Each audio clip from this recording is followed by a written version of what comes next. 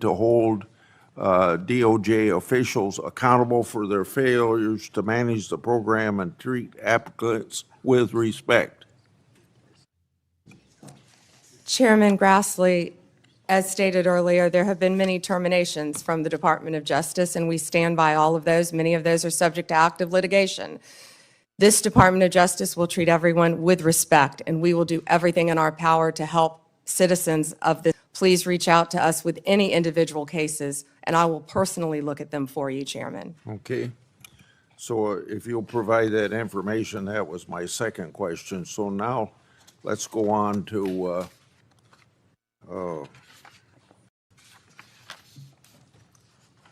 regarding the initial FBI 1023 document that I made public last Congress. That document mentioned 1, text messages, 2, audio recordings, and 3, financial records that allegedly approved a bribery scheme with the Biden family and foreign interest. I asked Director Patel if his predecessors made any effort to determine whether these records existed. He answered no. What steps has the department taken to determine whether these records exist? One way or another, this matter ought to be put to rest. Chairman Grassley, I know Director Patel is working hard on this with the members of the FBI. Okay. So we don't know if these records exist, or you just can't say that publicly at this point? I don't want to discuss any of that publicly, Okay. Director. The Foreign Intelligence Surveillance Act includes a safeguard to prevent political weaponization. The reauthorization mandated certain members and their staffs shall be entitled to attend any proceedings of the FISA court. Former Biden DOJ Assistant Attorney General Matt Olson drafted a privacy agreement that allowed the department to hide information from Congress during FISA proceedings. Matt Olson made a career out of targeting President Trump and his allies, so it's not surprising that he would attempt to hinder congressional oversight or cover up for the Biden regime. I want to make sure that you get rid of the ridiculous and misguided Olson memo. When can you tell me that will be done? We will notify you, Chairman Grassley. Thank you. Okay. Senator Durbin. Thanks, Mr. Chairman. Madam Attorney General, let me ask you this question. Were you consulted by the White House before they deployed National Guard troops to cities in the United States? I am not going to discuss any internal conversations with the White House. You won't even say whether you talked to the White House about this? I am not going to discuss any internal conversations with the White House with you, Ranking Member. I noticed that. What's the secret? Why do you want to keep this secret? The American people don't know the rationale behind the deployment of National Guard troops in my state. The word is, and I think it's been confirmed by the White House, they are going to transfer Texas National Guard units to the state of Illinois. What's the rationale for that? Yeah, Chairman, as you shut down the government, you voted to shut down the government, and you're sitting here, our law enforcement officers aren't being paid. They're out there working to protect you. I wish you loved Chicago as much as you hate President Trump. And currently, the National Guard are on the way to Chicago. If you're not going to protect your citizens, President Trump will. I've been on this committee for more than 20 years. That's the kind of testimony you expect from this administration. A simple question as to whether or not they had a legal rationale for deploying National Guard troops becomes grounds for a personal attack. I think it's a legitimate question. It's my responsibility. She refuses to answer as to whether she had any conversation with the White House about deploying national troops to my state. That's an indication, I'm afraid, where we are politically in this place. Let me ask you another question. I want to, if you will, hold on a second. Make sure I got the right page of facts here. You testified under oath when you last before this committee that before your appointment to Attorney General, you had served as a representative of some sort for the royal family of Qatar. There was an issue that came before you in May when President Trump accepted a $400 million luxury jet from the royal family of Qatar for temporary use as Air Force One before it's permanently gifted to the Trump Presidential Library Foundation. The Constitution unequivocally bestows on Congress the power to control whether any officer of the United States, including the President, may accept a gift, quote, from any king, prince, or foreign state, end of quote. And this gift clearly violates the statutory regime enacted by Congress.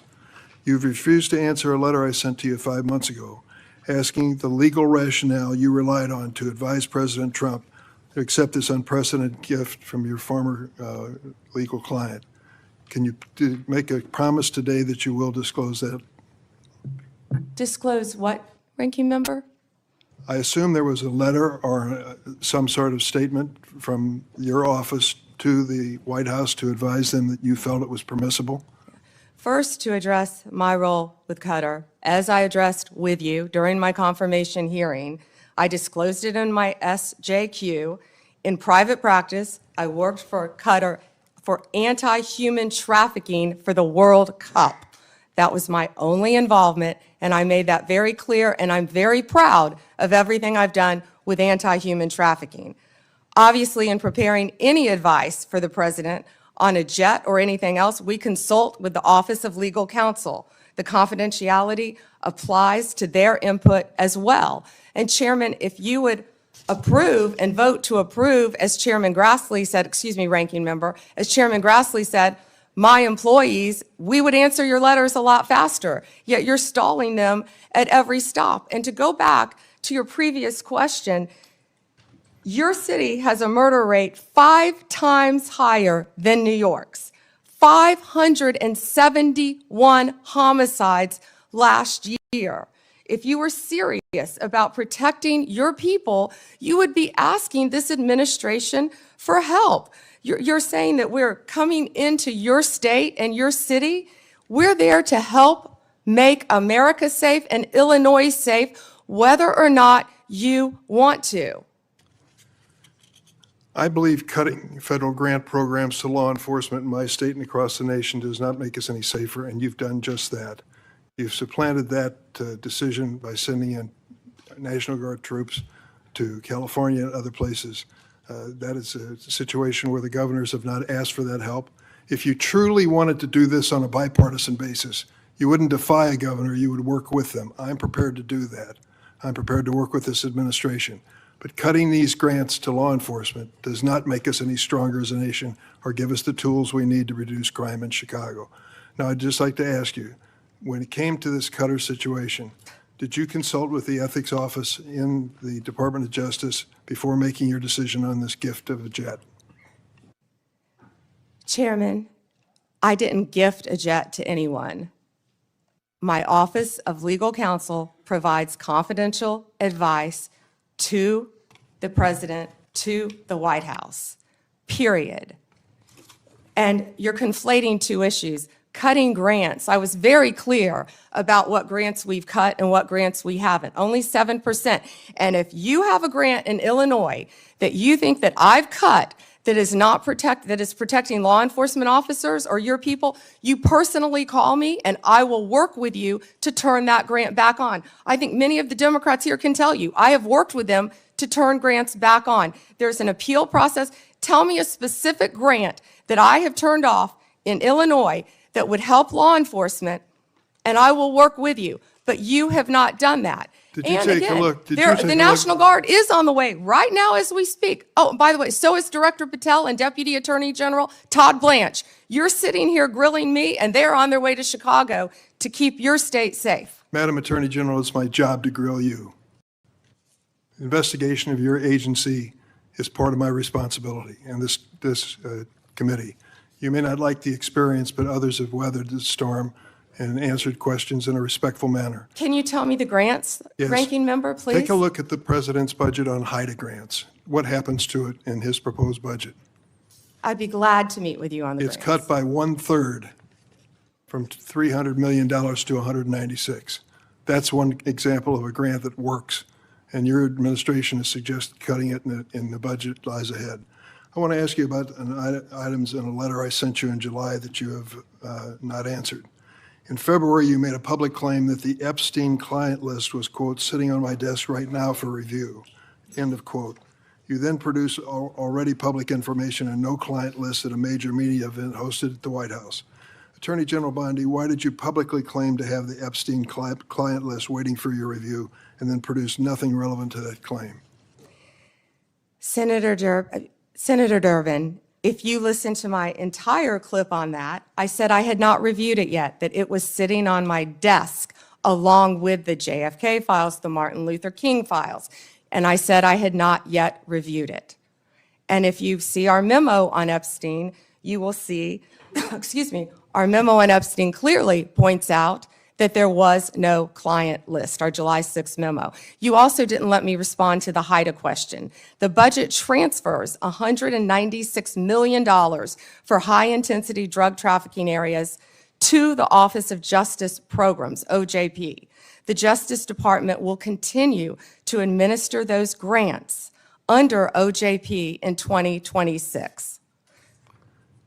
Going back to the Epstein files, according to another whistleblower who made a protected disclosure to my office, you pushed the FBI to review approximately 100,000 Epstein-related records on an arbitrarily short deadline in March, and the FBI was directed to flag any documents that mentioned President Trump.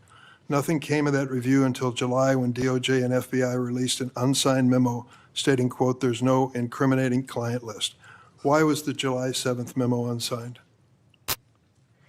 The July 7th memo came from the FBI and the Department of Justice. Director Patel answered those questions very clear.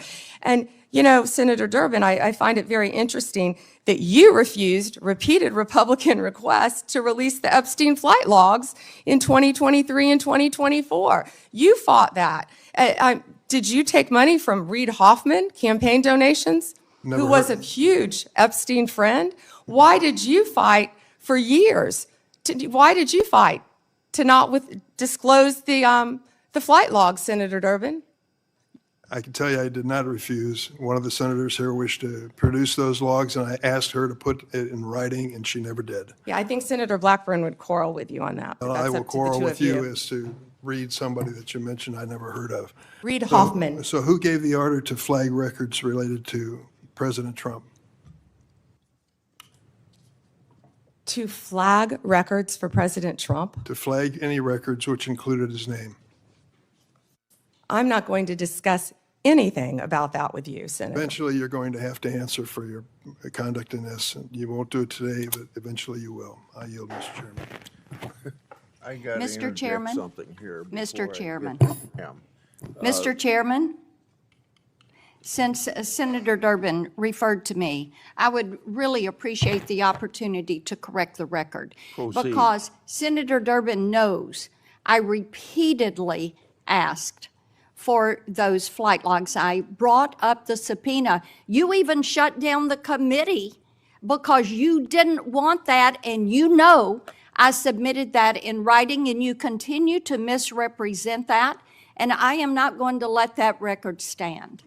Okay, Mr. Chairman, go ahead, Senator Durbin. I just want to make it clear that the reason the committee business ended was that your side invoked the 2-hour rule. Point number 2 is I asked you if you wanted any documents like flight logs to put it in writing. You never did. Yes, sir, I did, and your staff knows that I did. No, We'll submit, once again, Send me a copy of the that, information to you. We've done that several times, but we'll be happy to, once again, send it to disagree. you. I think your staff doesn't show that to you. Well, as I started to say about the emolument clause, and Democrats bringing that up in regard to Qatar, back in March of 2016, they didn't care anything about my bringing up the emolument clause in regard. I wrote to the Obama Justice Department. That letter was based on Secretary Clinton's 2009 to 2013 financial disclosures when she was Secretary of State. Those disclosures showed that her husband participated in at least 62 events with foreign states. Some of those were speaking events with connections to foreign governments, and some speaking events were financially supported by foreign governments. 2 examples, Bill Clinton received hundreds of thousands of dollars for appearance sponsored by Middle Eastern governments. Bill Clinton also received $200,000 for a speech connected to the Chinese government, and I don't recall getting any help from my Democrat colleagues on that investigation. Senator Graham. Good morning. Good morning. Thank you. So I want to make sure I got this clear. If a Democrat or a Republican senator has a problem with a grant that's been canceled or reduced, you would be glad to talk to them. Yes, Senator, and I have been doing that as well. There have been Democratic members who called you, They have spoken to my office, yes, Senator, and you've tried to respond. on either side of course, if it has anything to do with law So- enforcement or victims, And that includes Senator Durbin. If he's got a problem, he can call you and you'll try to respond. absolutely. Thank you. How many illegal immigrants are in Chicago? Ooh. Does anybody know? I do, countless. What we have seen since January 20th, Senator Graham, is a 1,000% increase in violent attacks against our ICE officers. Right. But I just want to know, is there like 10 or 100,000? Does anybody know? There have been multiple, and we have made multiple arrests, of course, involving violent gangs Yeah, in Chicago, Right. throughout Illinois. Right. So the only reason I ask that is Chicago is sanctuary city. Do they help ICE deal with illegal immigration, or they're sanctuary city? Do you know? They are not cooperating, and I would ask that, I wish Senator Durbin would condemn the governor for not cooperating with our law enforcement officers. The only reason I mention this, if you're a sanctuary city, any place in the country, you're making it difficult for the rest of us. Because word gets out, if you get to a certain city, maybe Chicago being one of them, that you're home free, and that just encourages more illegal immigration. Do you deal with that? Agree with that? I do, Senator Graham, and can I add something to that? Sure. Please. One of our biggest wins was against the Sinaloa cartel, and that came in Chicago. The state of Illinois has a Trust Act, which prevents local law enforcement from cooperating with our federal immigration authorities. And that's what I was trying to talk to Senator Durbin about. On September 15th, our partners at ICE arrested an illegal alien from Mexico for beating a 21-year-old man to death. He had been imprisoned in Illinois prior to the murder and was released under Illinois' Trust Act. We filed multiple lawsuits in Illinois for sanctuary policies, specifically in-state tuition for illegal aliens and obstructing employers from verifying citizenship. You can't make this up. On September 5th, a federal grand jury in Chicago indicted a major Sinaloa cartel boss, narco-terrorism, guns, and drug charges. On July 11th, we announced a guilty plea for Ovidio Guzman Lopez. You may know him as the son of El Chapo, one of the worst narco-terrorists in the world. In the world, In Senators. Chicago. In Chicago. In Chicago. He entered a guilty plea to drug conspiracy and 2 counts of knowingly engaging in a continuing criminal enterprise in the state of Illinois. I could continue with fentanyl. I could continue with child predators in Illinois. Well, thank you. I think I've seen numbers over 100,000. So Chicago and other sanctuary cities, you're making it harder for us to deal with illegal immigration by doing what you're doing. And I am glad President Trump is trying to change those policies. And if you need the National Guard to bring order out of chaos, so be it from my point of view. Now, let's get back to the topic sort of at hand here about how the law is being used politically. In September 2022, Attorney General James from New York basically said in a campaign that she would go after Trump, his business transactions, and his family with full force. November the 15th, 2022, Trump announces his candidacy for president. November 2022, 3 days after Trump announced his reelection campaign, Jack Smith was appointed by Garland to be special counsel to look at classified information, document mishandling, and trying to undermine the 2020 election. In March, President Trump was indicted in Manhattan of 2023, just after announcing 34 felony counts. What they did is they took misdemeanors and turned them into felonies by using a legal theory that no one in the history of Manhattan had ever been charged with. June 2023, a federal grand jury in the District Court for the Southern District of Florida indicted President Trump on 37 charges regarding classified information. Now, all I can say is that taking a hammer to a hard drive in bleach bit apparently doesn't make the cut. Having documents in the garage of President Biden doesn't make the cut. In August of 2023, he was indicted yet again regarding the 2020 election. So all I can say is that in September 27th, Jack Smith's team asked for my phone records and 7 other senators. Now, that's just the 2024 election. Comey, are you aware of the fact that in August, Comey, then Director FBI, August of 2016, was in a meeting at the White House where it was discussed that by Brennan, then CIA Director, that there was intelligence that maybe the Clinton campaign was trying to cook up a narrative that Trump was a Russian asset? Senator, I believe that has been reported publicly, but I cannot comment on that. Okay, well, I'm just telling you. Now, this is a campaign for president in 2016. In July, they open up Crossfire Hurricane. In August, they have a discussion in front of President Biden that there's intel that maybe this is generated by his political opponent. Nothing happened. In September, are you aware of the fact that the intelligence community sent a memo to the FBI director detailing intelligence that suggests it's Clinton's campaign is behind the idea that Trump is colluding or cooperating with the Russians? Senator, I believe that has been reported. And that was addressed to the FBI director and Mr. Strzok, this memo. Are you aware that he told this committee, I don't recall that, the FBI director? Senator, I can't discuss anything. Well, I can regarding tell you this. What the hell would you recall? You're the sitting FBI director.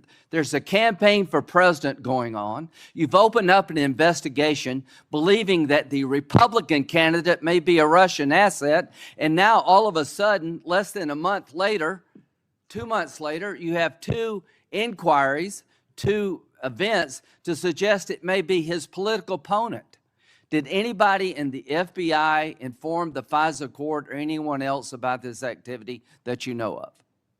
I can't discuss that matter, as you know, Senator Graham. Should they have? Is there a requirement by law enforcement to tell the court if their warrant is being sought or a defendant that there's exculpatory information out there about you?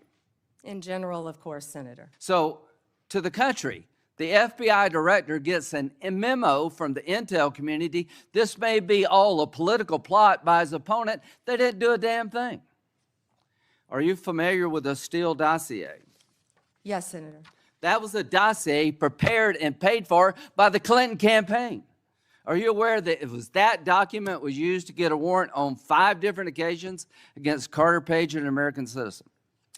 Yes, Senator, and that has been Are you reported. aware of the fact in February 2017, after Trump is president, the person who gave Christopher Steele the information, the Russian guy, told the FBI, the information I provided you was all bar talk, hearsay, and not reliable. Are you aware of that? Yes, Senator. Was there ever an effort by the FBI to tell the FISA court about evidence that the man who helped prepare the document retracted his statement? I can't discuss that, Senator. Should there have been? Can't discuss that. You wonder why we're looking at Comey? Give me a break. Why are we looking at Comey? Because he ran an FBI and personally knew about exculpatory information and let it slide. How in the hell can two FBI agents interview a man who says the document you're using against a sitting president to suggest he may be a Russian agent or Carter Page that is now no longer reliable? How does that not get to the court? Can you tell me how that doesn't get to the court? You can't, can you? I can't, Senator, and I Can can't. you tell me discuss it. why my phone records, when I'm the chairman of the Judiciary Committee, were sought by the Jack Smith agents? Why did they ask to know who I called and what I was doing from January 4th to the 7th? Can you tell me that? No, Senator, and there were 8 senators in total. Do you think that was an abuse of power? Senator, I cannot discuss whether there is or is not an ongoing investigation. If I may add one thing, they also wasted $50 million on what you just described, trying to put President Trump in jail prior to the election. Before Senator Whitehouse, I want to introduce into the record what is called the Durham Annex. The annex is a declassified appendix to John Durham's report about Crossfire Hurricane. The Durham Annex contains information exposing a reported Clinton campaign plan to falsify and tie President Trump to Russia. For years, I've fought to assemble and publicize all the facts surrounding Durham investigation, Crossfire Hurricane, and related matters. The Durham Annex was declassified as a large part because of Attorney General Bondi. Mr. Chairman, Yeah, may I ask you a question? if I can answer it, yes. Go Thank you, ahead. Mr. Chairman. Are you going to hold a separate hearing on your whistleblower account of the FBI investigation of 8 United States senators?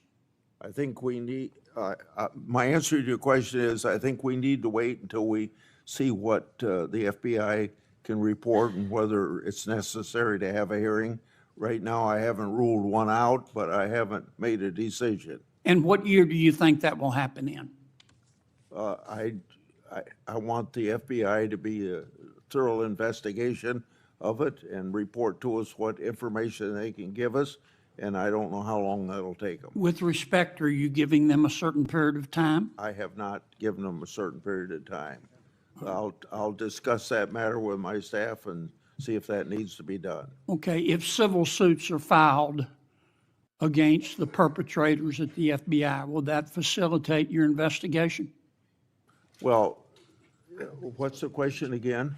If the 8 senators who were spied upon sue the hell out of the Department of Justice and the perpetrators involved, will that facilitate their investigation and/or yours? I guess think- what I'm getting to is, I don't understand why we don't have a separate hearing. I find this breathtaking. Yeah. It's just been 24 hours since the FBI investigated on it. Please give me an opportunity to sort through all this. Fair enough. I just don't want to wait 24 years to get an answer. Yeah. We do have an active investigation going on through my staff. I want to make that very clear. Mr. Whitehouse, or Senator Whitehouse. Thank you, Chairman. Ms. Bondi, good morning. Good morning. What became of the $50,000 in cash that the FBI paid to Mr. Homan in a paper bag, evidently?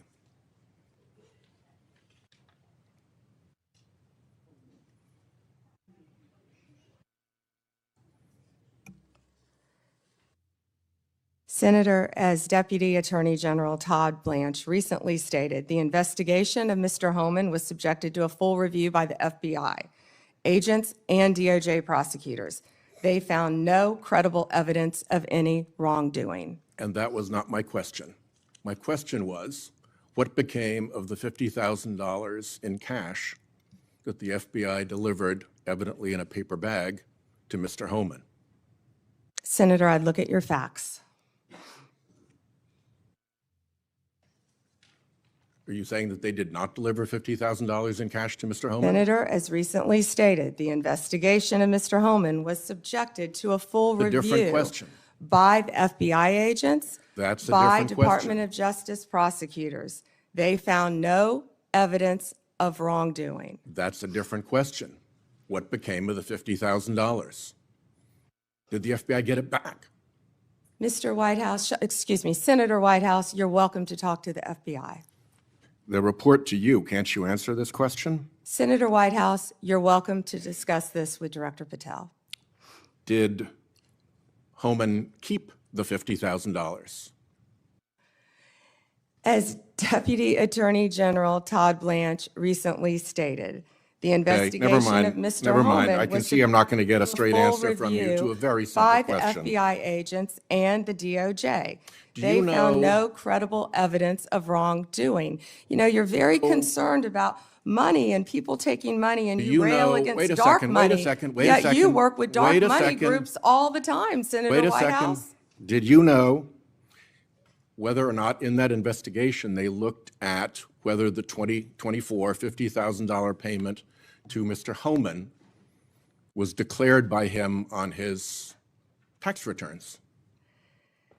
Senator, I would be more concerned if I were you when you talk about corruption and money, that when you pushed for legislation that would subsidize your wife's company. The questions here are actually pretty specific. So having you respond with completely irrelevant far-right internet talking points really is not very helpful here. I'd like, Mr. Chairman, you generally like to have us be able to get answers to know, and we'll follow up with the QFR. And to the extent Patel wants to answer, that would be great as well. What happened to the $50,000? Did Homan keep it? Did the FBI get it back? If he kept it, did he put it on his tax returns? Pretty simple questions. Homan was the same guy who said there was a deal with Eric Adams. He said, if Adams doesn't come through, I'll be back. I'll be in his office, up his butt, saying, where the hell is the agreement we came to? Which brings us to the OPR investigation of prosecutorial misconduct by Emil Bovi, because he was also involved in that transaction. Yeah. What became of the OPR investigation of prosecutorial misconduct by Emil Bovi? Yeah, Senator Whitehouse, to correct you for one moment, that would be the Honorable Judge Emil J. Bove III to you. Not at the time of this. He was an employee of the Department of Justice. And what became of the OPR investigation? It's into all his pending litigation, misconduct? Senator. I can't discuss pending litigation nor personnel matters. OPR customarily publicly says when there's an investigation, and at the end of it, they provide a summary. Why can't you say whether there's an OPR investigation and whether, if it's concluded, there's a summary? Senator, I'm not going to discuss personnel matters. Even public ones. Senator, I'm not going to discuss personnel matters. So, Kash Patel told this committee that his grand jury testimony after immunization, after initially pleading the Fifth, was, and I quote, sealed by the Department of Justice. How and when and why was his testimony sealed, and by whom? Senator, I'm not going to discuss any testimony, especially testimony that could be sealed with you. No, the question is, was it or was it not sealed? Senator, I'm not going to discuss that with you. Well, he also said that he worked with the Department of Justice to have his transcript released publicly. How and when was his transcript released? Presumably, if he released it publicly, that's something you can discuss because it's public. Well, Senator, I believe you discussed that with Director Patel. And I'm asking you because he said the Department of Justice made this decision and you run the Department of Justice. I would refer that to Director Patel. Even though you run the Department of Justice and he testified that the Department of Justice released his transcript publicly? If it is released publicly, we will get you a copy, Senator, gladly.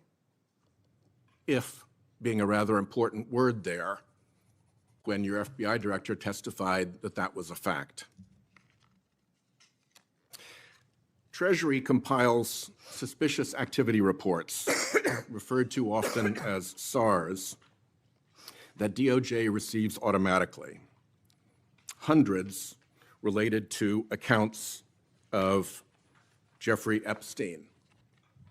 How many of those Treasury SARs did you or Director Patel investigate? Senator, I'm not sure if you're concerned because you took money, I believe, did you, from Reid Hoffman, one of Epstein's closest confidants, not only once but twice in 2018 and 2024, if that's correct. But Senator, did you ask Merrick Garland any of this over the last 4 years when he sat before you? This investigation has been going on. This investigation was closed. Did you ask Alex Acosta that? And Patel came to office, you said you would look into this. There were hundreds of suspicious activity reports. Some people would deduce from the fact that they are called suspicious activity reports that there might be suspicious activity. And yet you seem to have looked at 0 of those suspicious activity reports involving Jeffrey Epstein accounts. Let me ask you something else. There's been public reporting that Jeffrey Epstein showed people photos of President Trump with half-naked young women. Do you know if the FBI found those photographs in their search of Jeffrey Epstein's safe or premises or otherwise? Have you seen any such thing? You know, Senator Whitehouse, you sit here and make salacious remarks, once again trying to slander President Trump left and right, when you're the one who was taking money from one of Epstein's closest confidants, I believe, I could be wrong, correct me, Reid Hoffman, who was with Jeffrey Epstein on multiple occasions. And the senator sitting right next to you tried to block the flight logs from being released. Yet you're grilling me on President Trump and some photograph with Epstein? Come on. The question is, did the FBI find those photographs that have been discussed publicly by a witness who claimed Jeffrey Epstein showed them to him? You don't know anything about that? Okay. Here's what well, no, we cut to something else. The Marshal Service is supposed to protect our federal judges.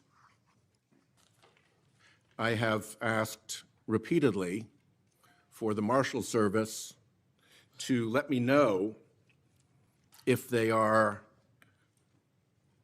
investigating or being inhibited from investigating whether or not there is orchestration of threats against federal judges, whether under either conspiracy laws or racketeering enterprise laws or aiding and abetting laws, whatever.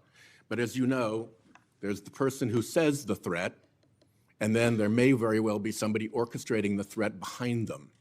Is the Marshal Service allowed to investigate orchestration of threats, and do you know if they've taken one step to do so? May I answer the question, Chairman Grassley? The time has expired. I think it's the convention of the committee that if I've started my question in my time, you may answer the question. I was asking the chairman. Okay, before I go to Cornyn. She wants to answer the question, Chairman. Oh, please go ahead. I thought you said you didn't want to answer it. I'm Yes, sir. sorry. Thank you. Senator Whitehouse, I would be happy to sit down with you regarding any threat to any federal judge in this country. We take threats very seriously. I will set a meeting with you, with Director Serralta of the U.S. Marshals, and I will be there. And we will talk about any threats on federal judges. Including who orchestration. threatened them or who orchestrated them. Bingo, thank you. Okay. Before Cornyn speaks, I get kind of amused about my Democratic colleagues bringing up Treasury suspicious activity reports regarding Epstein. When Senator Johnson and I issued our Biden family reports in 2020, we used information from these very same type of documents. And you know what? We were criticized by our Democratic colleagues for doing so, and for years they ignored the evidence of the Biden family criminality. I don't think my colleagues can have it both ways. Senator Cornyn. General Bondi, 6 out of 10 Americans say they live from paycheck to paycheck.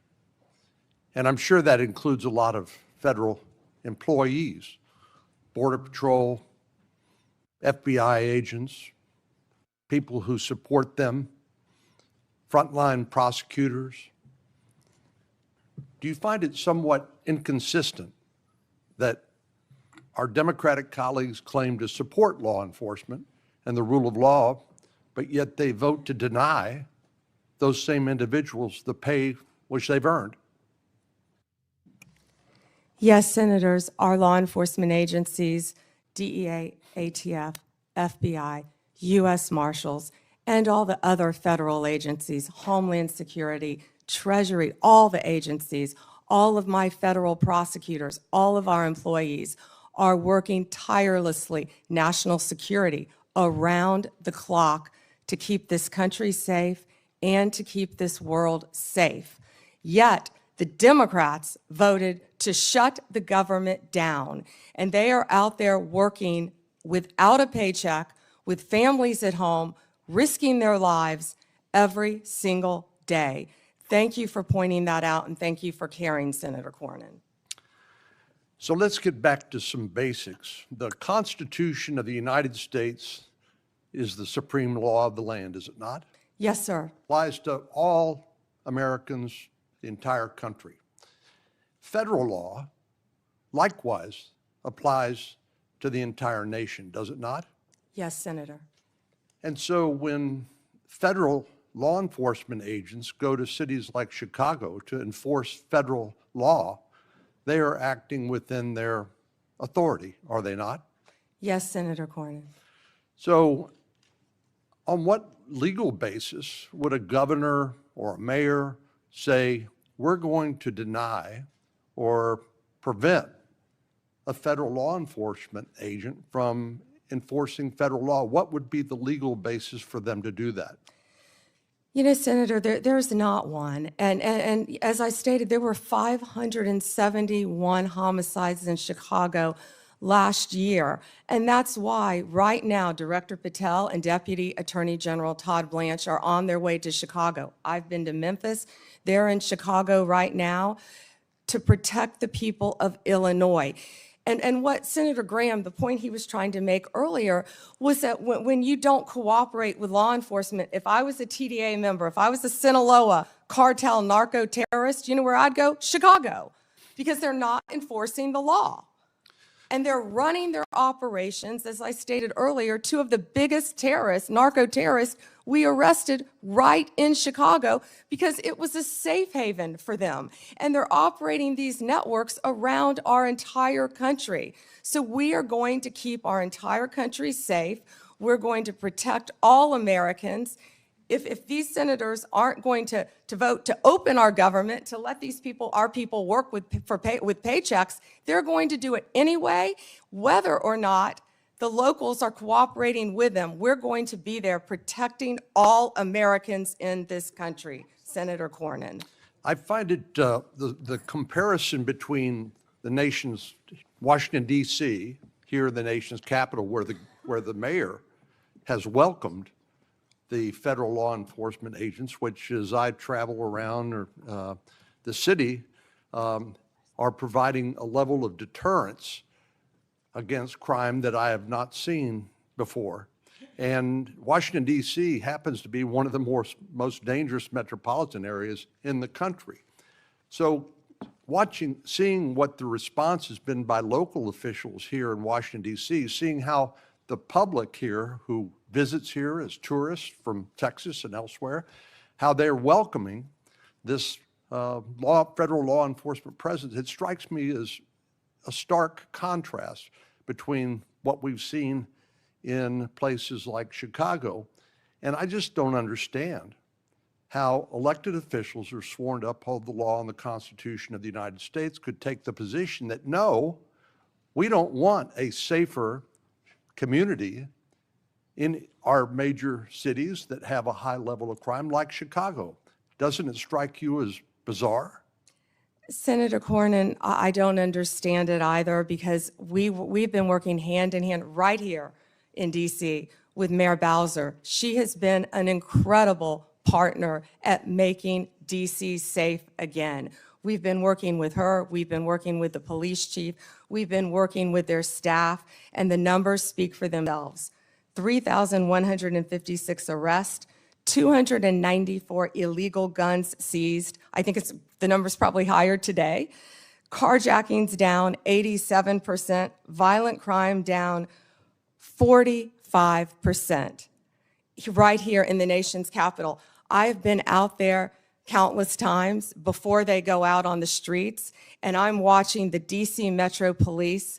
I'm watching them with the Transit Authority Police, who of course keep our metros safe. I'm watching them with our DEA, FBI, ATF, U.S. Marshals, Treasury agents, and HHS has even provided doctors out there to help the team.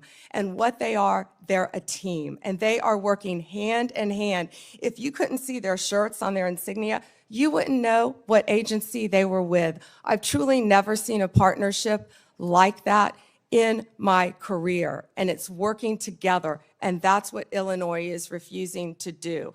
And I wish these senators, I wish Senator Durbin would condemn the governor of Illinois and have him work with us like we're doing now in Memphis. We have the governor of Memphis. We have our two great U.S. senators in Memphis. We have the mayor of Memphis, the same, the chief, working hand in hand there. Last week, maybe the week before last, I lose track of the days, we had the head of the Metropolitan Police Union for the District of Columbia here, and I asked him about violent crime in our communities. And I asked him whether there was a straight line from the open border policies of the Biden administration, which helped facilitate the cartels from exporting their poison to the United States, only to then find it distributed by criminal gangs who then engage in violence in our communities like Chicago to protect their territory and the profits that go along with that illegal drug trafficking. But I want to ask you about another aspect of the open border policies, and that has to do with one of the least reported tragedies and scandals associated with the Biden open border policies, and that has to do with the 500,000 children, sometimes called unaccompanied children, UACs, 500,000 children that the Biden administration allowed to be placed with sponsors in this country that were largely unvetted and subjecting them to who knows what, and then abandoning them by taking the position that it's not the federal government's responsibility, it's local child protective agencies that have to follow up on these kids. So they couldn't tell you whether they were being trafficked, recruited into gangs, whether they were going to school, whether they were getting the health care that they need. They couldn't tell you because they didn't care. So I know that President Trump's administration, the Department of Justice in particular, has located 22,000 of these 500,000 children. Could you talk to us a little bit about your efforts to rescue these children that had been abandoned by the Biden administration? Yes, and Senator, thank you for asking that question. President Trump cares deeply about our children of this country and children from around the world. This is horrific what has been happening in our country. Law enforcement has arrested approximately 458 sponsors. Now, what these sponsors are, they lie to ORR, many of them, to have an unaccompanied alien child. Some of them later exploit and abuse these children. They're not parents, they're not guardians. They're coming into this country, they were coming into this country without any ramification across the Mexican border until Donald Trump became president again, and that's when it stopped. We are doing everything in our power to find and arrest these people who are exploiting these children and find these children throughout our country. One of those cases, we charged a Guatemalan national unlawfully residing in Cleveland with lying to government because he became the sponsor of a young girl, and of course we found he was later sexually abusing her. That's one of many cases, Senator Cornyn, that I can talk about. And Donald Trump will not rest until all of these sponsors are found and these children are found and protected. Thank you. Senator Klobuchar, you're recognized. Thank you. Attorney General Bondi, good morning. I'm going to start on a different subject. Good morning. On behalf of families in my state. And I wanted to thank the FBI and the local justice officials in Minnesota, the U.S. Attorney's Office, for the work that they did catching the murder, in the horrific murder of my friend, Speaker Melissa Hortman, and her husband, and the shooting of Senator John Hoffman. Just last month, my state was again shaken to its core when a mass shooter attacked Annunciation Catholic Church in Minnesota, shooting through the stained glass windows, injuring 21 people, including 18 kids, killing little Fletcher, little Harper, an 8, and a 10-year-old, murdering them when they're in mass praying, 12-year-olds protecting 8-year-olds. I know we've spoken about these tragedies, and we both agree that this kind of violence, whether in Minnesota or at a Mormon church in Michigan or the assassination of Charlie Kirk, has no place in our politics or in our democracy. In 2018, after the Parkland shooting, you were Attorney General, and there was a bill called the Marjorie Stoneman Douglas High School Public Safety Act. And the bill banned bump stocks, enacted red flag laws, and raised the minimum age to purchase a firearm in Florida from 18 to 21. And you actually defended the law in court from a challenge from the NRA. And we know that I'm in favor of an assault weapon ban, period. I look at these bills and I think, does this hurt my Uncle Dick in the deer stand? We have a proud tradition of hunting in Minnesota. I don't think they do. But as I talked to Director Patel, and he told me in the chair you are sitting in right now, that assault weapon ban could prevent future attacks. I talked to him about better background checks, about red flag laws, and then that perhaps we could find common ground on what actually happened in Florida, which would be to at least change the minimum age for purchasing assault weapon, because we've got 18 to 20-year-olds commit gun homicides at over triple the rate of adults 21 years and over, even though that wouldn't helped in Annunciation Church because he was a few years older. She was a few years older. But as you know, the shooter at Parkland was 19 years old, and the shooters in Buffalo and Uvalde were both 18 years old. So given your efforts in Florida, do you agree that at least raising the age for purchasing assault weapons could reduce the number of these shootings? Senator, first, that's pending litigation, and I can't discuss that at all. The 21 is pending litigation. I cannot discuss In that. Florida? But if I could go back I really the didn't know 21 this. age is pending litigation. I can't discuss that.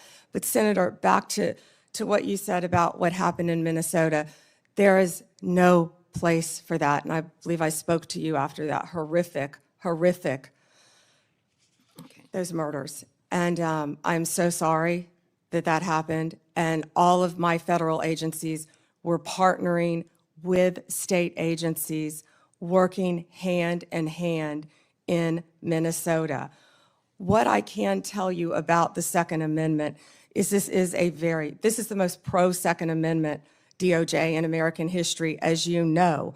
But we want to keep guns, as you said, where they should be, in the hands of law-abiding American citizens, while keeping them out of the hands of criminals and gangs. Since January 20th, the ATF and FBI have seized more I know than you gave these statistics. 30,000 I really illegal was, guns. I have 10 minutes.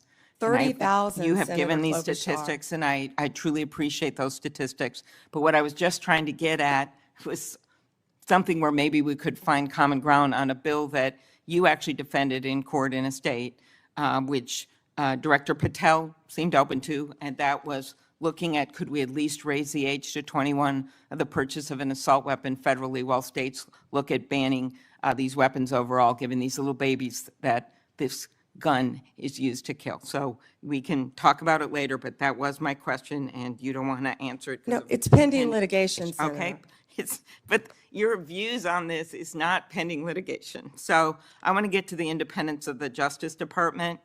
At your nomination hearing, I specifically asked you to provide assurance to every member of this committee that the Justice Department will only follow the facts and the law, and the White House will play no role in the cases investigated or brought. You stated in response, this was you, politics will not play a part in my decisions. And you also said the Justice Department must be independent and must act independently. Do you believe that you have upheld that commitment? I absolutely have upheld that commitment, Senator. I pledged that I would end the weaponization also of the Justice Department, and that America would once again have a one-tier system of justice for all. And that is what we are doing in this country. We saw this with the president directing an investigation prosecution of Chris Krebs, the former head of cybersecurity, Lisa Cook, who is a current governor of the Federal Reserve, Director Comey. And the president, and I know you have said that you will not discuss discussions you've had with the president about Comey, is that correct? That you won't testify here about that? Because I was going to ask you if you received advice, instruction, or request from anyone at the White House to direct the department to engage in any investigations, prosecutorial actions, including decisions not to investigate or prosecute anyone. I'm not going to discuss any Okay. conversations. But then how about the Truth Social post on September 20th, 2025, in which the president said, "We can't delay any longer, Pam," using your name, "not bringing criminal charges are killing our reputation," his words, "and credibility." And then goes on to tell you to prosecute a member of this committee, to prosecute the Attorney General of New York, and to prosecute James Comey. Do you consider that a directive to the Justice Department? Senator Klobuchar, President Trump is the most transparent president in American history, and I don't think he said anything that he hasn't said for years. Okay, it has been reported that you initially pushed back against requests by senior Trump administration officials to push out or fire the acting U.S. Attorney in Virginia, Eric Siebert, who's a conservative Republican, who made the decision that that the evidence was not there to prosecute Comey. What made you change your opinion? I am not going to discuss personnel decisions. Okay. Is it true that the career prosecutors in the Eastern District of Virginia found that there was insufficient evidence to bring criminal charges against former Director Comey? I am not going to discuss pending cases because Comey was indicted in the Eastern District of Virginia by, I may point out, one of the most liberal grand juries in the country. Okay, let's go on to other firings or terminations. Last week, the Justice Department fired at least 2 senior attorneys in the Eastern District of Virginia, including the office's national security chief, Michael Benary. It is reported that his firing came following criticism from a right-wing social media commentator who wrote, "One can only assume he was part of the internal resistance in the Comey indictment." In fact, he did not work on the Comey case. Instead, he was working on pursuing justice for service members killed in Afghanistan. How does firing a 20-year national security prosecutor enhance public safety? Senator Klobuchar, I'm not going to discuss personnel decisions, but the personnel issue that I'm having right now is that all of my agents, all of my lawyers are working. My agents are on the street working without a paycheck because your party voted to shut down the federal government. Unfortunately, the House isn't even back here. They're 18 days off the job to even meet with us to come up with a resolution that we would like to discuss with them about saving people's health care. Let's move on to the Antitrust Division. Did you authorize your chief of staff to overrule top officials in the Antitrust Division to settle the challenge to the Hewlett-Packard Enterprises Juniper Networks merger? Senator Gail Slater runs my antitrust unit, and she is doing an excellent job on many, many cases. As you know, that is a pending case. Okay. In any merger, just to clarify, in any merger, Senator, there is a deal struck with our office and with the corporations involved, but then that also goes to a court to certify in any merger. In any merger, it's a multi-step process. Okay, I and will that ask some process is further still pending, questions Senator about Klobuchar. antitrust. I just had one other thing. DOJ can now take the extraordinary step of Time's subpoenaing expired. journalists. Has the Justice Department issued any subpoenas to journalists under the updated guidance? Time has expired. Okay, I'll ask You those may on the record. respond, Ms. Bondi. You can respond, she said. Oh.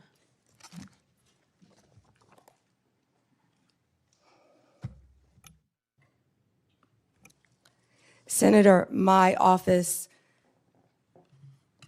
in April restored the Justice Department's longstanding norm on this issue. It was AG Garland who had deviated on the media investigations policy, allowing self-identified journalists using this self-serving status as a shield against being held accountable for endangering our nation's security. We have taken that policy back to the norm, and I can't comment on whether we have or have not, or do not have pending investigations. Time has Senator Klobuchar. expired. Senator Lee, you're recognized.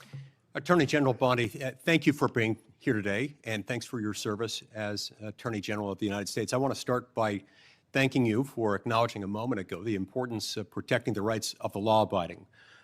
In a country where there are hundreds of millions of guns, one of the most alarming, not to mention unconstitutional things the government could do is to disarm the law-abiding.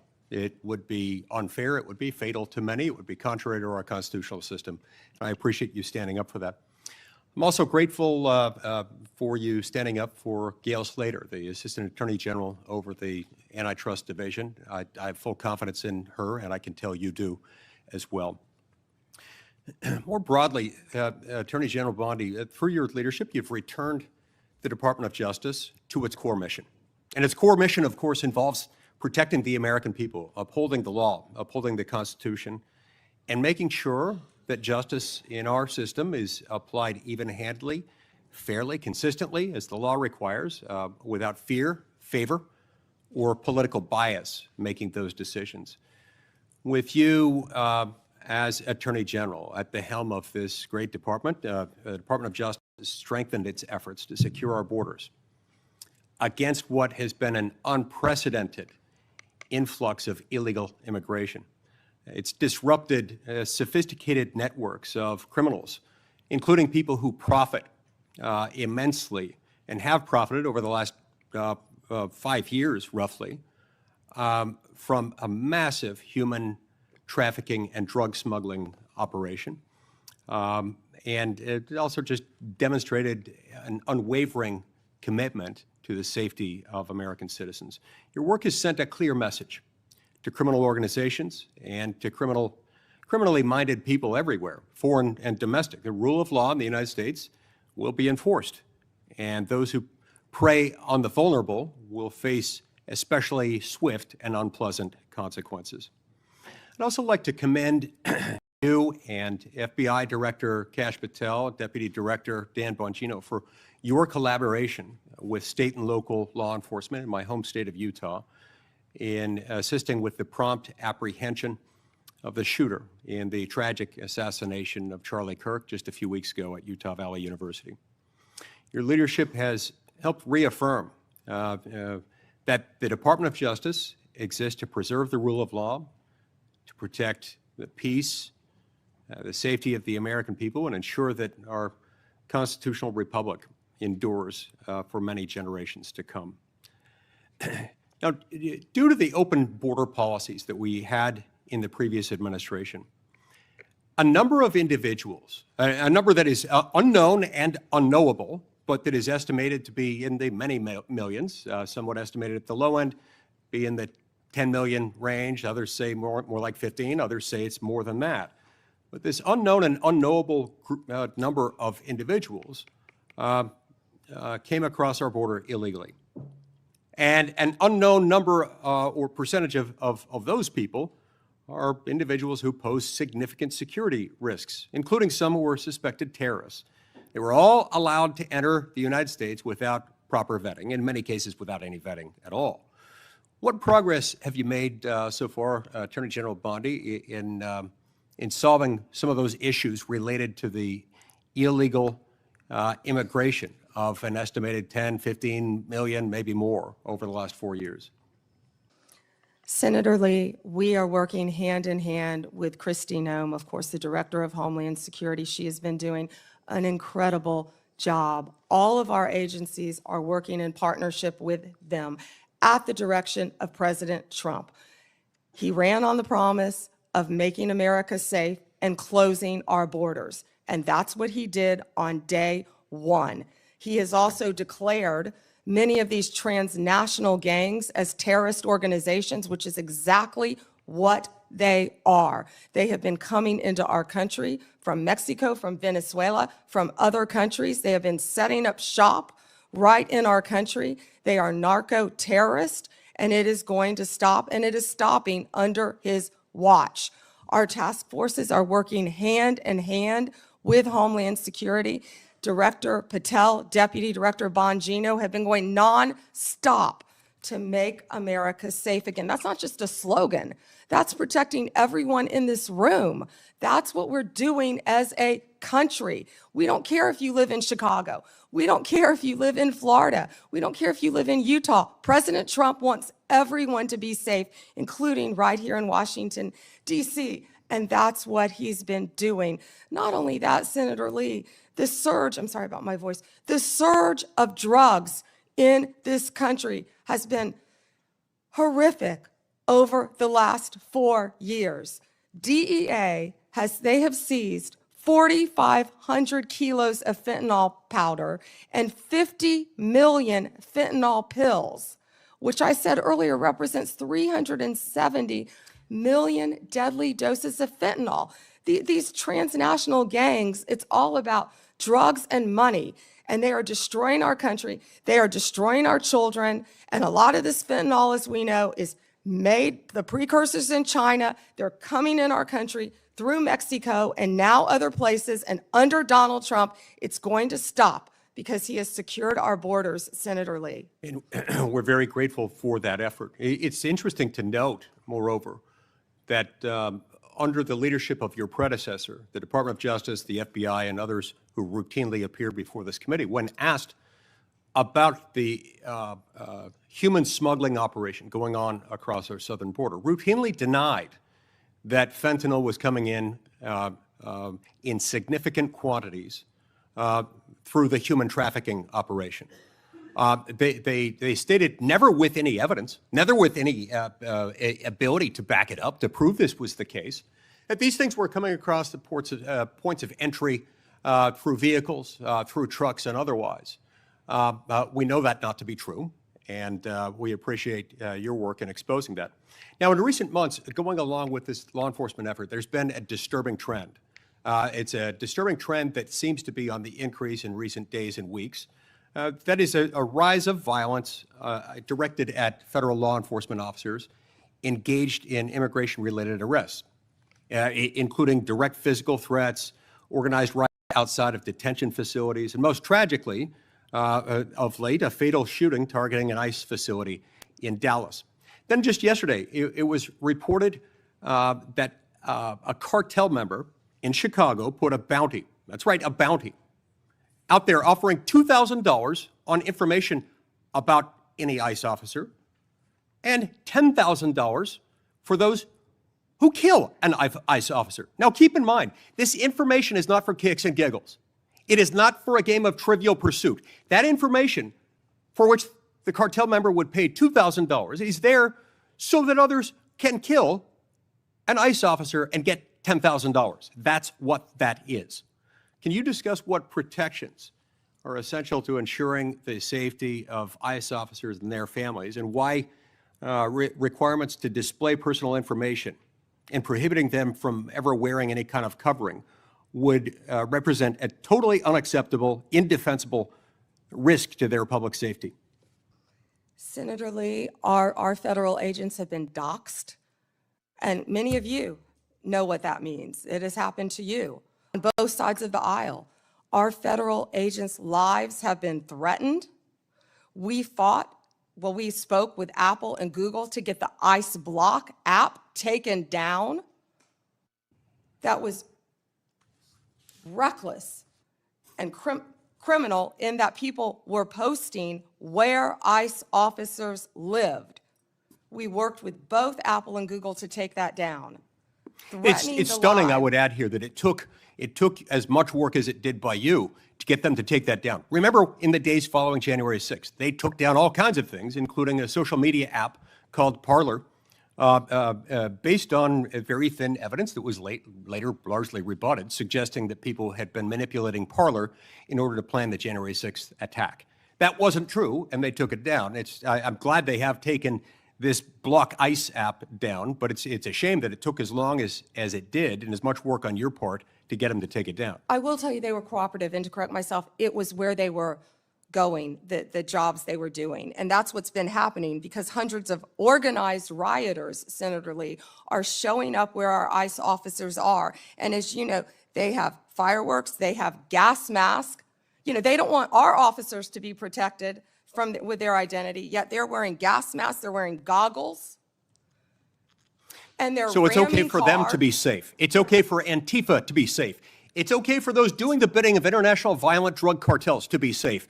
But heaven forbid, our ICE officers should be safe. Thank you, Senator Lee. Time has expired. Senator Coons, you're recognized. Thank you, Senator Blackburn, and thank you to the committee for holding this oversight hearing. And Attorney General Bondi, thank you for your service and for being with us. I want to start with an area where I think we have a lot to agree on. In May, your Bureau of Prisons issued a directive to expand the availability of home confinement. The directive said it was rooted in the principle of smart, fair criminal justice reform, and explained that smart reform and public safety can go hand in hand, and that second chances are not just possible, they're necessary for a justice system worthy of the American people. There's more to do to implement this directive, but I appreciated the BOP's recognition of these principles. Could you briefly speak further about the work BOP Director Marshall and Deputy Director Smith, himself a former inmate, are doing with regard to reform, and what opportunities you see for us to do more? Thank you, Senator Coons. And you have been a champion of that, and we believe in second chances. As a career prosecutor, I know that most people, even violent criminals, are going to be locked up and then they're going to be released. And that's why we need everyone to be a productive member of society. I believe in halfway houses, and that's part of what the First Step Act did. It gives people a second chance at life. And that's what Billy Marshall and Josh Smith have been doing, working hand in hand at the Bureau of Prisons. I talk to them constantly, and they are working so hard. In fact, they inherited a dysfunctional and neglected agency, and they are taking, despite more than $450 million being appropriated between 2019 and 2024, we found that funds had been diverted away from the Department of the Prisons, the Bureau of Prisons. And so they are doing everything to create more halfway houses and to give inmates everything they need to be successful upon release, but also by keeping America safe. And I just learned from Billy Marshall, we just made an incredible case that someone, I believe the case was in Texas, one of our federal prisons, no one was monitoring this. And there was someone who was caught with a drone dropping off recently cell phones, Yep. paraphernalia, Let me follow up on that point, if I might, Attorney many, many General. things that could cause violence within our prisons and allow criminal cartel networks to function within our federal prisons. And that's what a lot of this money is going for, to make our prisons safe within and so these criminals cannot function while they are in prison. But one good thing I can also add is we have given inmates, I think we've over doubled the amount of minutes they can have on their phones so they can talk to their family members, because we believe that is important.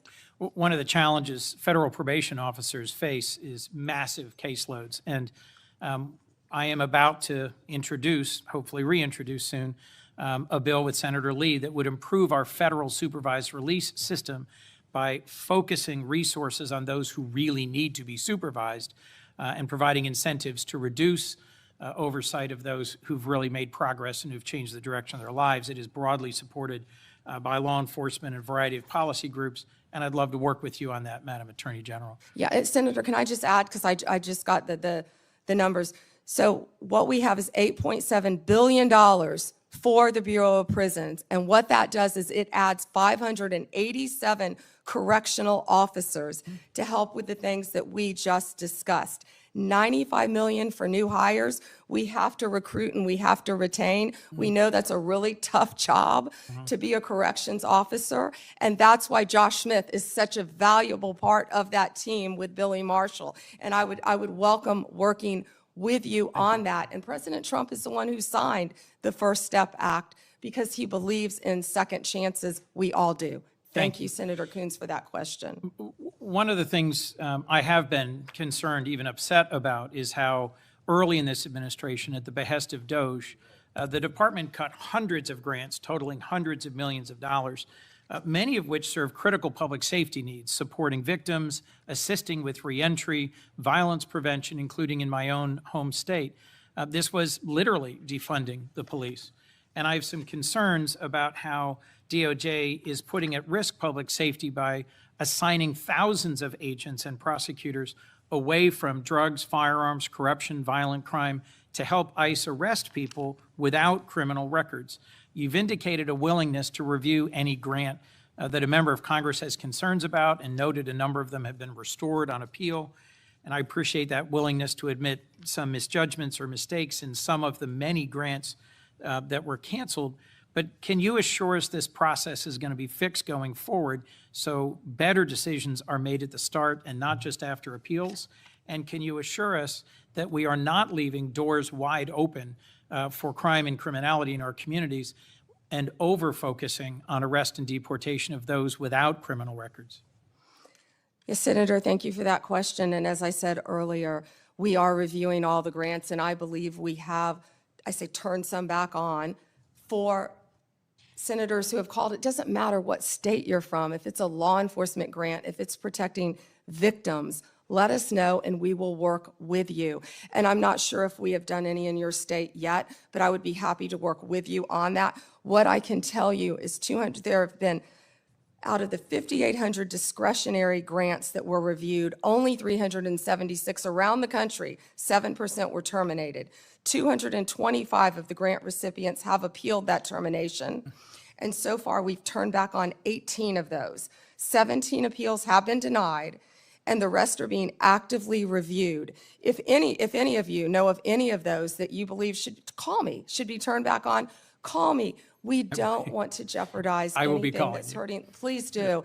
And Senator, to go to what you said about the FBI and my federal agencies and being pulled to work on immigration cases, they're working hand in hand because we believe that, we have ICE officers out there, as we just discussed, I don't want to repeat that, who are being harmed. We're going to work with them, and I've directed all of my law enforcement agencies to work with ICE to make sure they're safe in Chicago, to make sure they're safe in Memphis, to make sure they're safe right here in Washington, D.C., but also at President Trump's direction. We are not stopping the core function of what we're doing, and that is fighting violent crime, and I think Director Patel made that very clear with all of the arrests that our FBI have been making on violent criminals.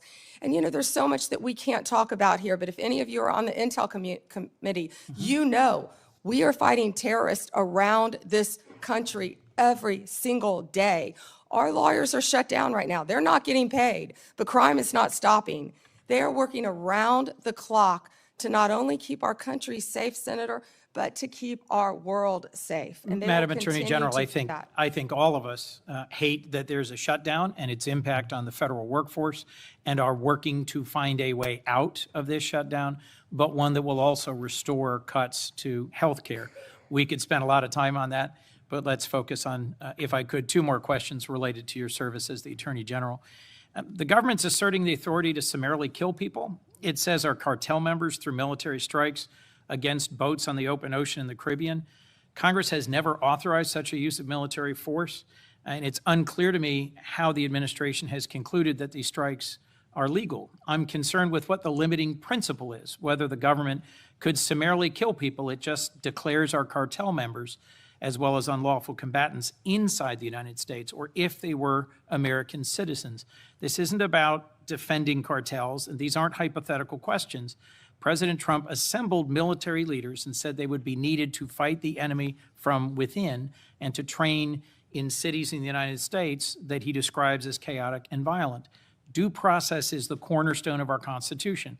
I'm deeply concerned about the authority our president seems to be asserting to summarily kill people suspected of criminal activity outside the law. As the chief lawyer for our federal government, you have a unique responsibility to ensure maintenance of our constitutional standards. How did you conclude that these strikes on ships or boats in the open ocean are legal? Senator Coons, I'm not going to discuss any legal advice that my department may or may not have given or issued at the direction of the president on this matter. Regarding Venezuela, what I can tell you is Maduro is a narco-terrorist, and we announced I announced $50 million reward for his capture to bring him to this country to face charges. He is currently under indictment in our country. Drugs coming from Venezuela are killing our children at record levels. And They have members been of this flowing committee are into as this passionate country. as you at protecting our families and our communities from fentanyl, but we also need to protect our sailors on the high seas who are conducting freedom of navigation operations in the South China Sea from just an abject violation of international norms and standards about how we interdict ships on the high seas. We can push back on fentanyl and drug trafficking. Many of my colleagues have done so as former U.S. attorneys or prosecutors or attorneys general, but we have to do it in a way that is in keeping with the core values of our Constitution. My colleagues have pressed you on a number of recent actions, particularly in the Eastern District of Virginia. My colleague, Senator Klobuchar, did. And I just wanted to add my voice to those who have expressed real alarm at how in your confirmation hearing, you said you would be leading a department that would look forward, yet public statements by President Trump urging you to go after and to indict and to prosecute specific named people seem to have led to dramatic and sudden action by the department.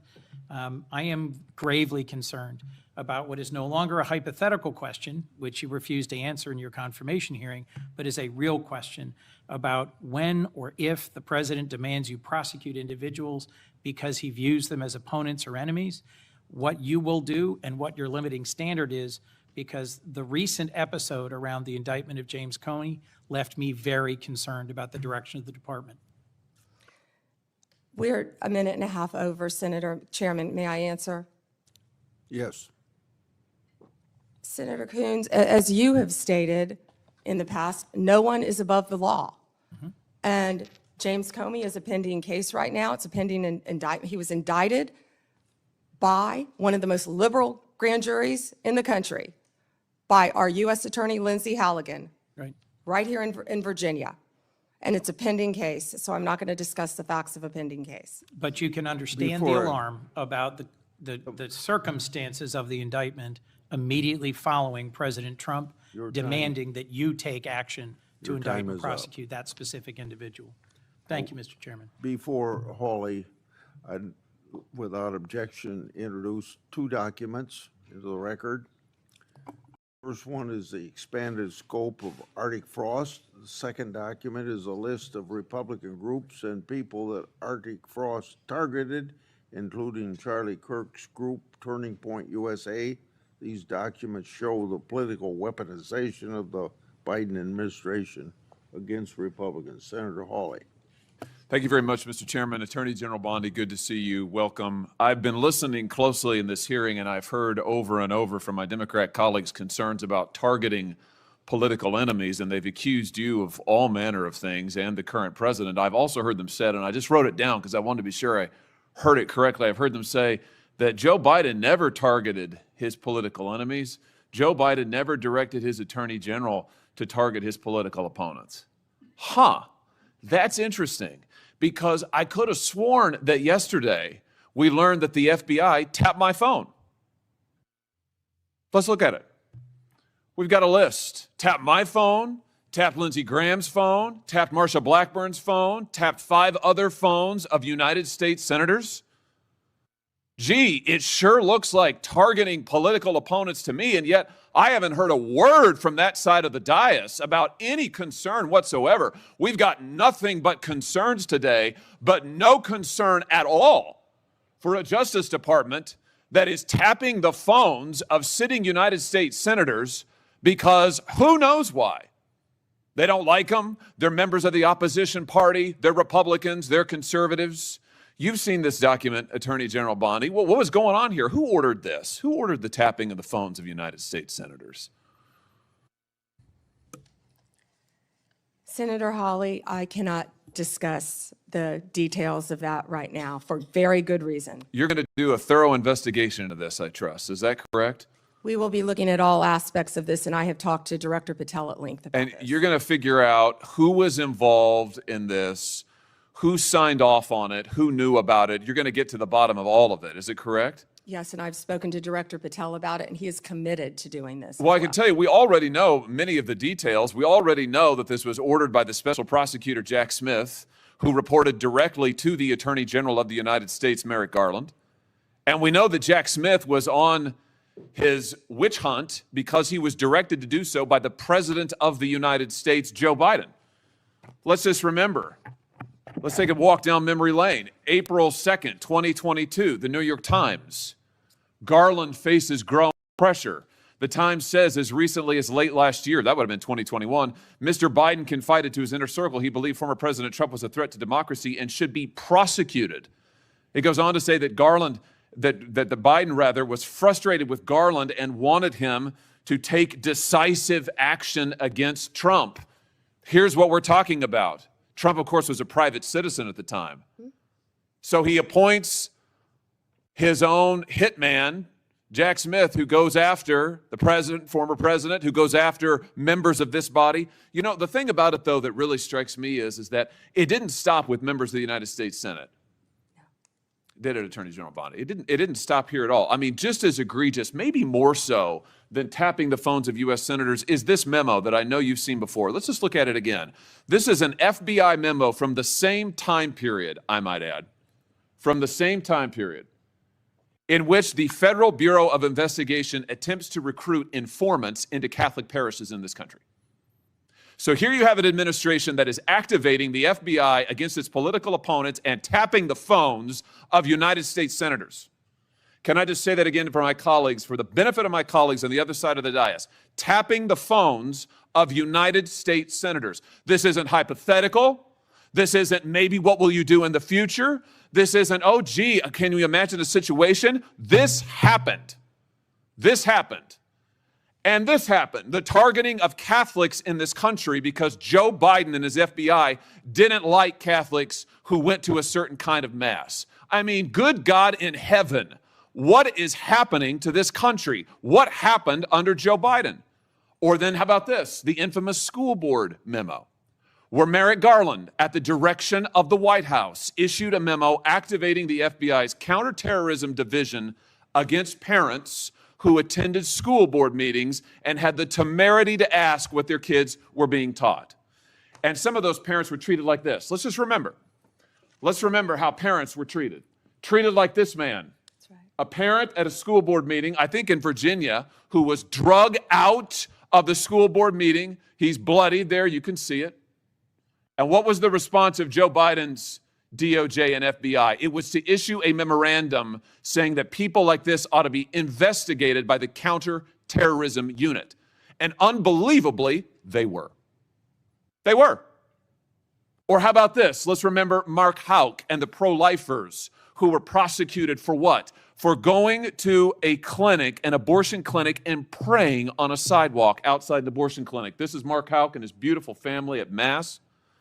This man, at the direction of Joe Biden's FBI, this man had an FBI SWAT team come to his door in the early morning hours with his beautiful children there, terrorizing them with weapons drawn. He was then arrested and prosecuted. Unfortunately, a jury acquitted him. This is what was happening under Joe Biden. United States senators spied upon. Former presidents, the political opponents of the president at the time, targeted, prosecuted.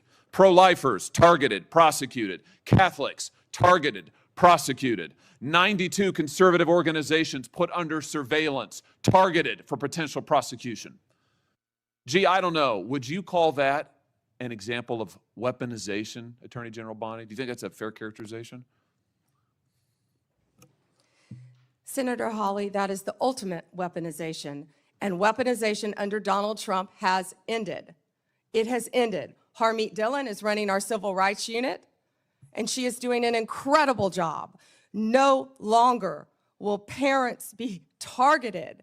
No longer will parents who care about whether their elementary school children have to read a transgender book be targeted and told they cannot have any say in their child's education. That has ended under this administration. People can worship freely, whether they're Catholics at synagogues or Muslims. Everyone can worship freely.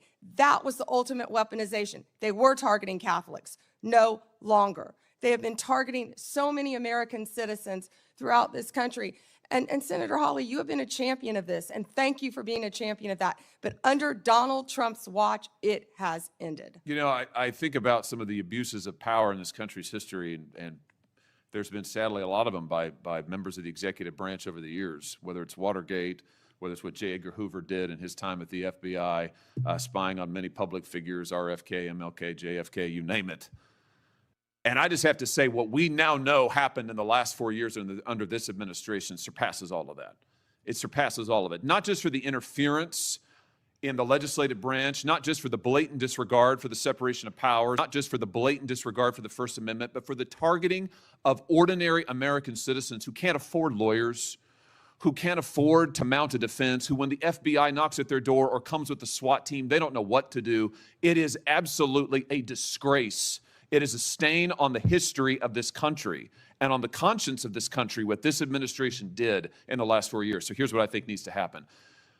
Madam Attorney General, I think we need a special prosecutor to be appointed whose sole responsibility will be to get to the bottom of what has happened in every instance that I have just named. I think we need to know exactly who approved the wiretaps on United States senators, who knew about it, what agents were involved at DOJ or the FBI. I think we need to know exactly who signed off on the Catholic memo, the spying memo, who was involved with it, how far did it go. I think we need to know exactly who authorized the prosecution of Mark Houck, who terrorized pro-lifers and tried to intimidate them. I think we need to know that, Mr. Chairman, this committee needs to do oversight hearings. We need to have thorough hearings into what has happened these last 4 years and this abuse that has now just been uncovered, because we have to ensure that it stops. As you just said, Attorney General Bondi, we have to ensure that it stops. This chapter in American history needs to come to a close, never to be opened again. The use of the most powerful law enforcement bodies in the world against ordinary citizens and political opponents must end once and for all. And we have a chance to do it, and it needs to be done with a thorough investigation, full transparency, and those who violated laws need to be prosecuted. I thank you for what you're doing, Attorney General Bondi. I hope that you will launch a thorough investigation. I hope you'll appoint a special prosecutor. Mr. Chairman, I hope we'll hold hearings. And with that, I yield. Yeah.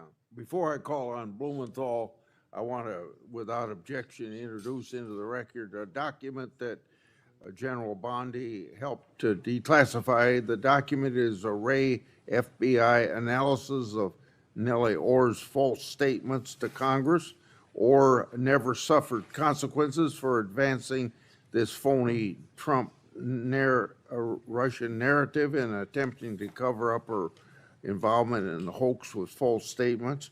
Yet time and again, the American justice system has been weaponized against President Trump and his associates, and I've already talked about Peter Navarro in regard to that. The DOJ's inaction on Nellie Orr's criminal referral, despite the obvious incriminating evidence provided in the FBI's own analysis, undermines public trust of the rule of law thanks to Director Wray's utter failure. Senator Blumenthal.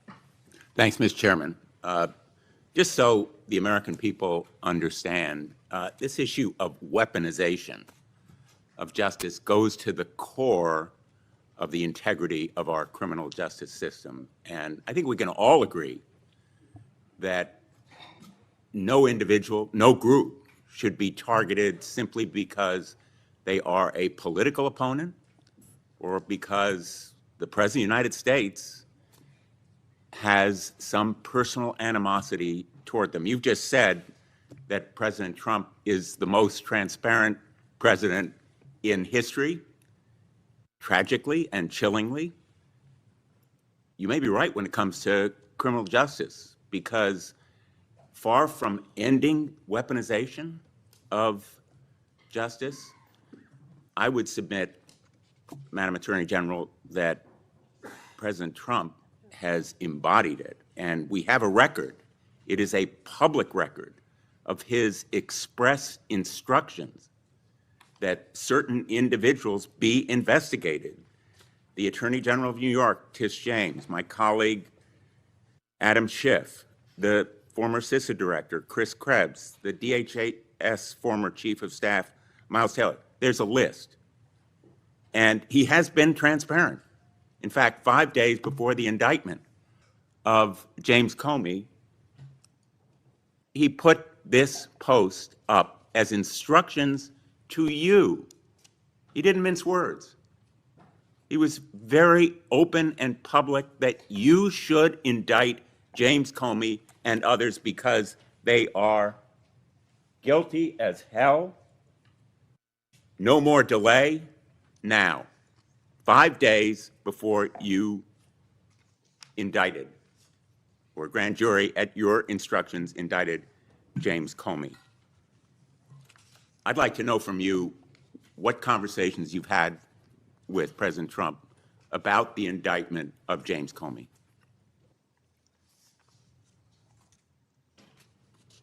Senator, I am not going to discuss any conversations I have or have not had with the President of the United did you States. see that You're post? an attorney, you have a law degree, and you know that I'm not going to do that. I also find it fascinating, because I'll keep fighting to ensure that law enforcement and the judicial process move forward without political interference. No one is above the law, not even the president. That's a quote from you, Senator Blumenthal, in 2017. Well, let me ask you then, when you saw that No post, one is above the law. That was your quote. When you saw that post, did you talk to anybody in the White House? I am not going to discuss any conversations I have, nor any investigations, So nor you are unwilling any to tell pending this committee cases. about conversations with the White House And if I may regarding James continue, Comey's indictment. and if I may Let me show continue, you a picture. James Comey was indicted by one of the most liberal grand juries in the United States. The night before James Comey's indictment, you had dinner with the President of the United States. Pretty intimate group. Was Actually, there James were a lot of Comey people there that discussed- night. That's a great Was James picture. Comey discussed at that dinner? I love that picture. That's a great picture. And there were a lot of people there that night. I think the Well- entire cabinet was there. did you discuss James Comey with the President of the United States? He was sitting just to your left. Well, 2 seats down, yes, 2 seats down. And I am not going to discuss any I'm going to take conversations that I've as had a or yes, not have with the because President the of the American United public States. is entitled to know, Madam Attorney General. The entire cabinet was at that dinner, Whether too, you took Senator. instructions from President Trump after he told you very directly to indict James Comey, which is weaponization of the Department of Justice. Oh, You wait, know, wait, wait. I want to agree with my colleague, Senator Hawley, that weaponization of our justice system must end. That's the reason that I propose legislation, and I challenge him and my colleagues on the other side of the aisle to join me in legislation that would create a statutory right of action for people who are selectively or maliciously prosecuted for political reasons. It would codify your manual, the Department of Justice manual, on political prohibitions against political considerations in charging decisions, and prohibit the White House from intervening, President Trump and any other president from intervening in charging decisions. It would make reforms to the grand jury process. You've just said this grand jury was liberal. We should reform the grand jury process to ensure that the government is not abusing its power and authority, and it will require transparency and accountability reforms at DOJ so that you will and other attorneys general be held accountable for these kinds of decisions. Will you join me in supporting that kind of reform? Senator Blumenthal, I find it so interesting that you didn't bring any of this up during President Biden's administration when he was doing everything to protect Hunter Biden, his son. And I think you just saw what Director Radcliffe just released. You know, this is an effort to be Information. positive If I can and finish answering the constructive, question, I'm not Madam going to Attorney yell General. over you. I'm not going to get in the gutter with you. But information that the Biden administration told them not to investigate Hunter Biden's involvement with Ukraine. And I'm not going to be lectured to you about integrity another topic, by and I'm hoping that someone you will review who these lied about legislative being in the military just and to be support elected them. a senator. The merger between Hewlett-Packard Enterprises and Juniper Network was settled. You authorized the settlement. It was the subject of a lawsuit to block it. The settlement produced virtually no concessions from Hewlett-Packard. It was a settlement that prompted criticism from the Antitrust Division. Did you authorize that settlement yourself? As I stated earlier, Gail Slater is doing an incredible job running the antitrust unit. And as I stated earlier, that is still a pending matter, as Well, you you should know then with a law fired, degree. did you not, That all two- mergers, if I can finish answering the question. I'm going to, If I with could apologies, finish. No, I'm interrupt answering you the question. because my time is No, limited. well then don't ask me a question. Let me So, just ask you, as did I you, said, you have a law degree. You know that not only are mergers agreed upon, but they have to go to a court of law to be approved. It's a multi-step process. And as I said earlier, that is still pending. And I have full faith in Gail Slater. and Ms. Slater reportedly objected to the settlement. Reportedly, And moreover, moreover. 2 of her top officials were fired, Roger Alford and Bill Sinner. Did you authorize and direct those firings after they objected to the settlement? I am not going to discuss personnel matters or pending litigation in my office. Let me ask you about another merger. The merger involving 2 home health care agencies on favorable terms, likely to drive up costs for millions of America. The Transportation Department's rule to provide compensation to travelers impacted by airline-caused flight delays, which was canceled. The merger of Skydance and Paramount, after Paramount's ownership took a number of steps favorable to the president. These kinds of mergers belie the claims that President Trump himself has made, that this administration will stop big corporate mergers that ultimately benefit the owners of those corporations rather than consumers or ordinary, everyday Americans. Senator, And let me ask you Wait, about you just listed, particularly- you just gave a Well, list let me just of finish. many I'll- mergers. I have a Can question you for talk you. to me about the issue with these mergers? I do have a question. In the merger that took place. Which that was merger? You've approved listed many. Involving American Express GBT. I understand that Brian Ballard, longtime backer and head of the law firm where you worked, was instrumental in lobbying the Justice Department to drop that lawsuit. It was dismissed, so it's not subject to a court review. What conversations did you have with Mr. Ballard?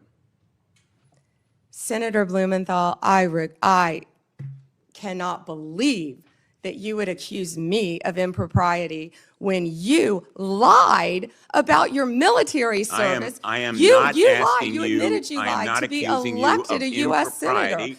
I'm You asking lied. you How about dare you? I'm a conversations career prosecutor. with Mr. Don't you Ballard, ever challenge my integrity. had I have apparently- abided by every ethics standard. Do not question my ability to be fair and impartial as Attorney General, and anything You'll with answer that my question to former another of my firm, colleagues. Ballard Partners. Thank you.